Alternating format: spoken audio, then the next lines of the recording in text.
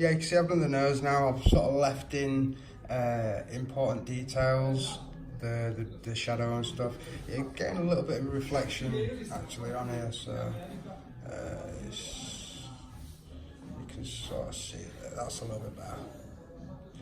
Okay, so you can see I've left a tiny line around the nostrils, and then a couple of the highlights there, but blacked out everything else. So it still gives it that, skull look.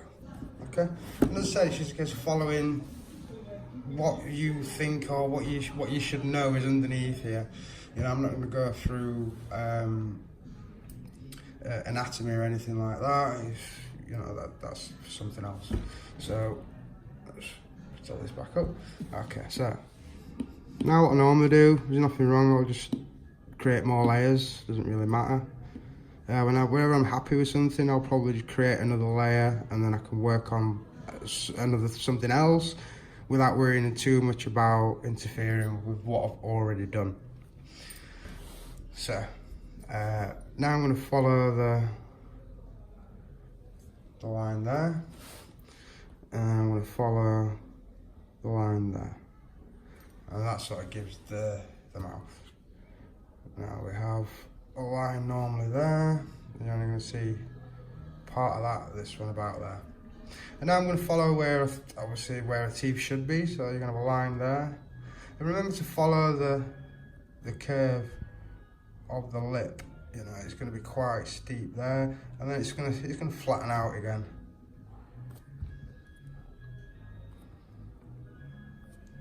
Okay, a little bit smaller. There we go. Alright, so we've got these. Again, if you do them symmetrical, it's not going to look natural.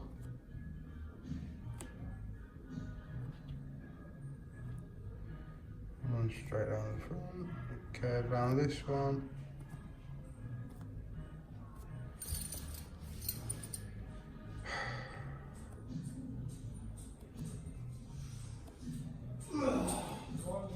Frío, mucho frío.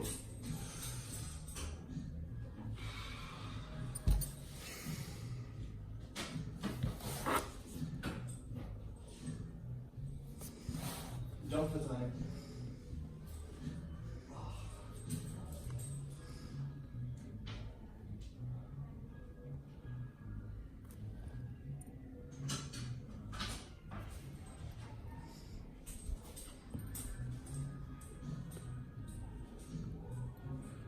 Okay, so got the mouth sort of laid out. We've put the put this in for now as well. The cheeks are in, the mouth's in, the teeth's in, the eyes and the nose are in. So again, I'm just gonna create. I'm just gonna create another layer, and then start adding in more detail. So normally they have some sort of tash design, so I'm just gonna. And I mean, you could, if you wanted to, go online, find some swirls and things and add them to this yourself. I'll show you another way of doing that at some point. I think I'm just gonna freehand things on for now. So then we can see, we can resize stuff. We can, it's pretty much touching that there. And just keep adding the detail then. So around the chin, normally I'll do some sort of flower design.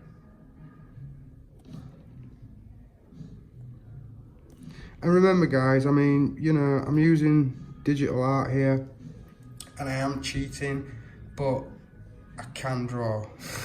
I'm doing this so I can come up with an original design fast.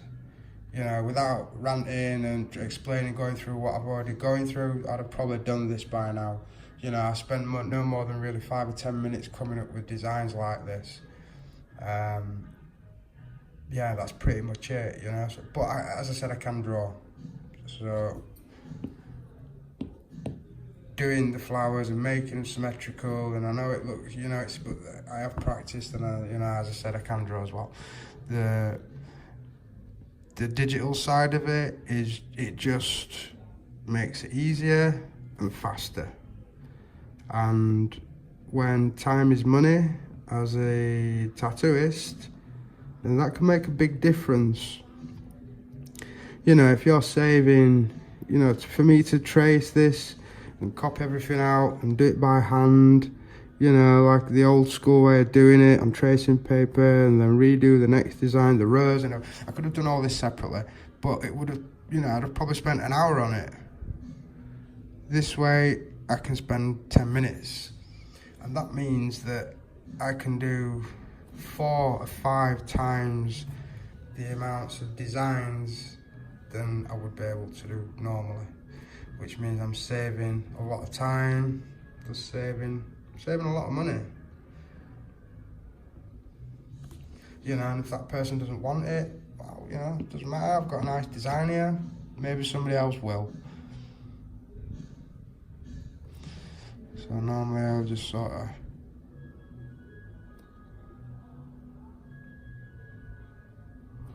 do some crazy swell things.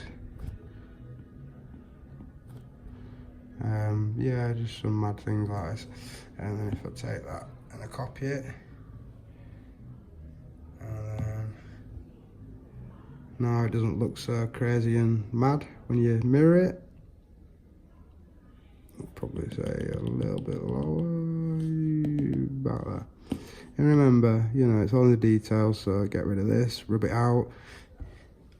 You know, just play around. You know, play around with what you're doing. Doesn't have to be, you don't have to worry so much with it being digital.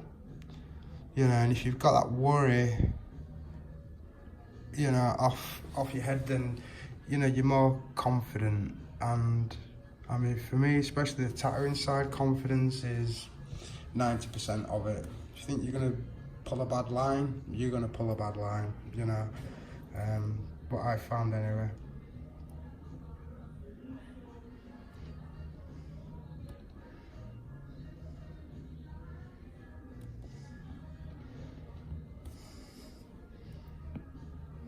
Oops. Now, I forgot to create a new layer when I did this dude, so when I did this little part here, so I'm just going to take him out on his own. I'm going to pop it right about there. Again, take away this. Okay, so now I'm starting to look more like what I want. Yeah, you've got a nice Katarina. You know, it's not looking, you still got the resemblance of the old photograph, but you know, it's looking a lot better now. So now I'm just gonna pinch all this together. Now you can see that's what we started with, and literally after a couple of minutes, I've got the full Katarina. Okay, now I'm gonna just do another layer, and I'm gonna stick it under this layer, the makeup, and this is just put a bit more contrast in a few spots that I want. So I'm going to add a little bit of darkness here. Again, I've got the opacity down to about 60% there. And just slowly building it up. Okay, doesn't have to be much, I don't want a lot. I still want that nice bright, but you know, I want some contrast in there.